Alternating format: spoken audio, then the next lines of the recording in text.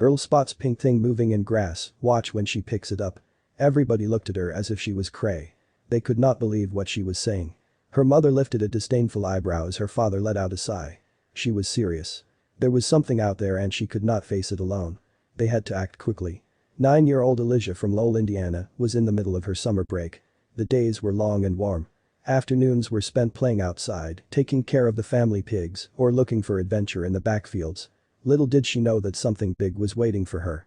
She couldn't understand why kids wanted to stay inside and just play video games for months. Every time she would complain about it, her mother would just chuckle and call her an old soul. Today was a stroll around the property, looking for butterflies or other interesting insects.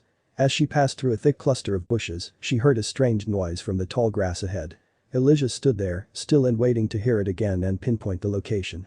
When she heard a tiny squeak, she gasped. It could only be one thing. She sprinted back to the house. Their sow was due to have piglets any day now. Maybe she had already had them and one of them got out. But before she could go searching for one tiny animal, she had to make sure the rest were safe and sound. Elijah skidded to a halt in front of the large pen. Sitting in the middle of a cool mud puddle were the two large animals. They snored in the afternoon warmth without a care in the world. But there was a big problem: no piglets. She checked inside the hut, nothing was there. The 9-year-old scratched her head, very confused. What was out there? It was time to find out the truth. Her young mind raced with possibilities. Maybe it was a cat, maybe they could keep it. That would be amazing. She would have the best summer story when she went back to school. Elijah followed the faint sounds. In the middle of the field, she finally found the source. But as she gaped at the patch of soft grass and what laid there, her mind froze. This was impossible. She reached out to pick up the little pink thing, but then realized she shouldn't. She could hurt it. Her mom would know what to do. Her parents were packing up the car to get ready to leave for evening errands. Elijah sprinted across the gravel, yelling for help. Even after she explained what was out there, it took promises of extra chores to make them believe it wasn't a joke. She had never seen her parents run so fast. The family followed Elijah to the spot. In seconds, her mom pulled off her father's shirt, gently wrapped the pink thing up, and cradled it in her arms. It let out a long, loud cry. It wasn't a piglet. It was a baby. A human baby. But why was it there? The three of them walked back to the house, her father already calling the police and her mom holding back angry tears and muttering about horrible parents.